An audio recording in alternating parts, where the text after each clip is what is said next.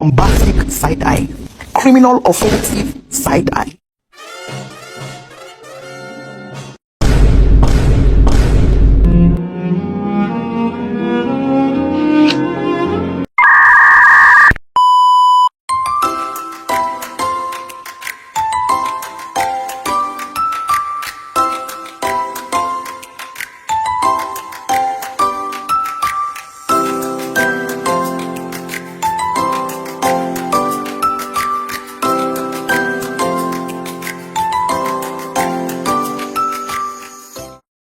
Shalom semuanya. Kami berdiri di sini ingin mewawancari seorang siswa kami yang berasal dari gereja KAI Kapling Baru. Sebelum itu kami mewawancarai seorang siswa tersebut. Kami ingin memperkenalkan diri, nama kami masing-masing. Perkenalkan, nama saya Alvina Simamora dari kelas 9F. Perkenalkan, saya Arjo Sosiaan dari kelas 9C. Perkenalkan, nama saya Mikael dari kelas 9D. Dan saya Santo menurut kelas 9D. Jadi kami sudah bersama seorang siswa dari gereja KAI Kapling Baru yang bernama Sintua T. Simamora. Gitu. Oke, Abang Situa, pertanyaan yang pertama adalah, menurut Abang Situa, apa itu arti pelayanan gereja? Baik, terima kasih. Puji dan syukur kita ucapkan kehadirat Tuhan atas kesediaan anak-anak dari sekolah pendidikan SMP Tunas Baru dan sebagai remaja dari gereja HKI Resort Khusus Betrajiban. Saya yang bernama Sintua T. Simamora yang diperbantukan untuk melayani di gereja kita, gereja Resort Khusus Betrajiban. Atas pertanyaan anak-anak kami, apa itu yang dimaksud dengan pelayanan? Pelayanan itu adalah suatu proses atau aktivitas yang kita lakukan oleh karena berkat dan kasih karunia Tuhan yang bisa kita lakukan di dalam kehidupan kita sehari-hari. Itu yang membuat diri kita sebagai menunjukkan bahwa kita telah dikaruniai oleh Tuhan di dalam segala bidang. Contohnya, pelayanan bukan hanya di dalam pelayanan gereja. Pelayanan dimulai dari pelayanan rumah tangga atau pelayanan keluarga. Apalagi kayak kami, pelayanan bisa dilakukan di dalam lingkungan sekolah, di dalam lingkungan gereja.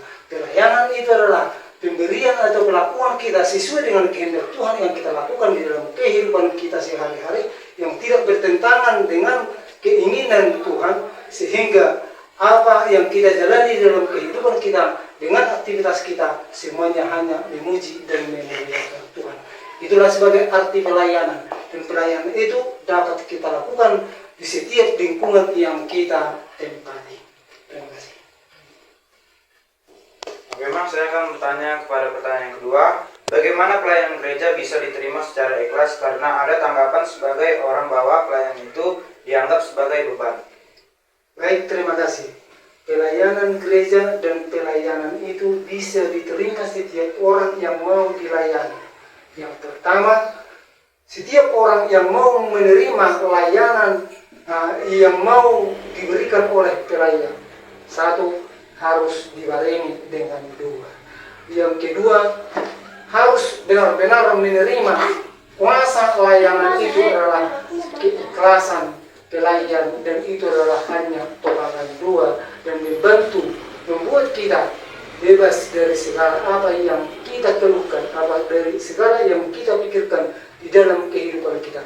Sehingga pelayan yang kita panggil atau pelayan yang memberikan pelayanan itu kepada yang memerlukan dapat terwujud di dalam damai dan sukacita yang daripada Tuhan.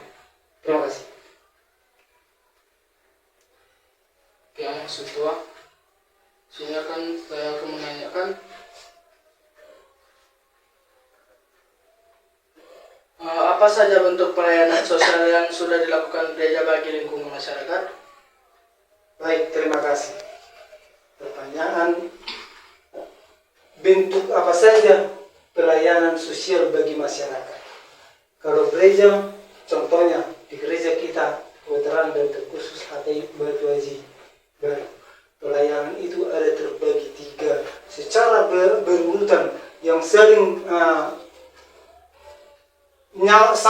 menyambung di dalam pelayanan itu. Satu pelayanan yang namanya dibilang marturia, yaitu marturia yang berarti di situ untuk membangkitkan dan mengajak seluruh warga jemaat untuk meningkatkan spiritualitas iman atau keimanan kepada Tuhan yang kita sembah, yaitu Yesus Kristus Juru Selamat kita. Dan yang kedua adalah pelayanan secara koinonia, membangun dan membangkitkan segala lembaga-lembaga yang diadakan oleh gereja-gereja tertentu, seperti contohnya kita, baik seperti anak-anak kami, anak-anak muda, anak-anak remaja di dalam gereja, bentuknya sebagai satu hubungan atau satu organisasi yang berkaitan dengan remaja untuk memuji dan memuliakan nama Tuhan. Itu dibilang hubungan remaja dan hubungan apostolic. Disitulah dibentuk dan disitulah diajak untuk melakukan aktivitas pelayanan itu dengan dan berbagi kasih itu terhadap sesama di dalam lingkungan gereja. Dan pelayanan yang ketiga adalah pelayanan diakonia. Itulah dibilang pelayanan sosial. Di mana pelayanan diakonia atau pelayanan sosial itu adalah pelayanan yang saling peduli, yang mau berbagi kasih antara sesama jemaat dengan gereja, yang mau melayani dengan setulus ikhlas dan dengan sepenuh hati untuk melayani. Contohnya, apabila ada dari jemaat gereja kita yang mengalami suka dan duka, gereja akan tetap mengunjungi setiap jemaat dan akan melayani di dalam kasih yang daripada Tuhan. Contoh, di dalam Napasobulus atau remaja, ada di antara kalian yang mengalami sakit penyakit, kalian akan datang berkunjung dan berdoa. Oleh karena pepangan doa, maka yang dilayani akan mendapat kekuatan dan akan mendapatkan kesembuhan daripada penyakit itu. Tapi sekali lagi kami ingatkan bahwa pelayanan itu jangan menuntut upah, tapi lakukanlah dengan setulus dan seikhlas hatimu. Itu semata-mata hanya menunjukkan kasih karunia Tuhan yang telah anak-anak kami terima daripada Tuhan. Kalau itu bisa dilakukan di dalam kehidupan sehari-hari, maka kehidupan anak-anak kami akan terberkati dan akan lebih sukses, lebih pintar dan lebih maju untuk ke depan. Terima kasih. Oke, Mam.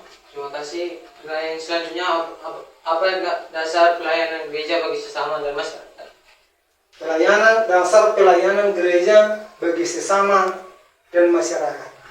Gereja melakukan pelayanan itu berdasarkan kasih yang daripada Tuhan.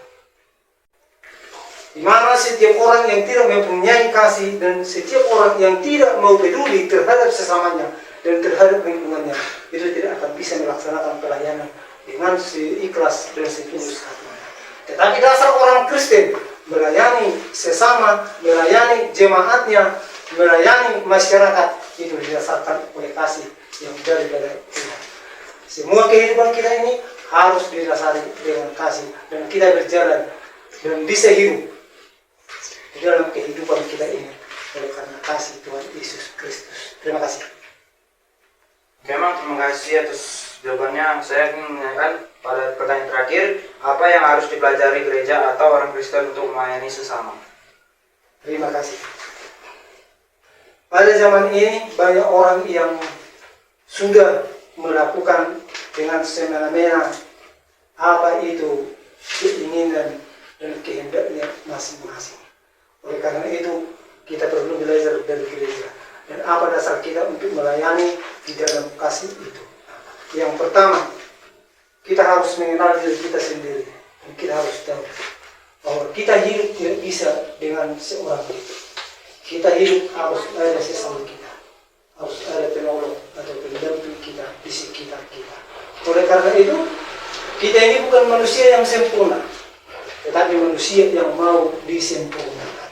Oleh karena itu, yang harus dipelajari adalah pengenalan diri. Baru yang kedua adalah mau melakukan dan bagaimana caranya mau berbuat dengan seikhlas hati, dengan sepenuh hati dan tanpa menunggu atau menerima balasan apa yang akan kita perbuat. Supaya itu bisa terlaksana, tekunlah di dalam doa, dan mintalah bijaksana daripada Tuhan. Maka Roh Kudus akan menuntun pikiran kita, akan menuntun pikiran anak-anak kami untuk melakukan itu supaya bisa dilakukan di dalam kehidupan kalian sehari-hari. Itu bisa kita lakukan di dalam kehidupan kita sehari-hari. Maka apa yang kita lakukan itu, pelayanan itu, apa yang kita belajar itu berjalan di damai dan sejahtera yang daripada Tuhan. Dan kita pun akan melakukan itu dengan wajah yang senang, dengan hati yang gembira. Itulah sebagai tanda seorang Kristen yang sudah benar-benar menerima berkat dan yang sudah benar-benar melayani sesama dan melayani masyarakat di dalam kehidupan. Terima kasih. Oke Mang, terima kasih atas waktunya Mang. Sebelum kami menutup video kami, terlebih dahulu kami ingin menyampaikan satu sebuah pantun. Ubur-ubur ikan lele, kami sudah siap wawancara lele.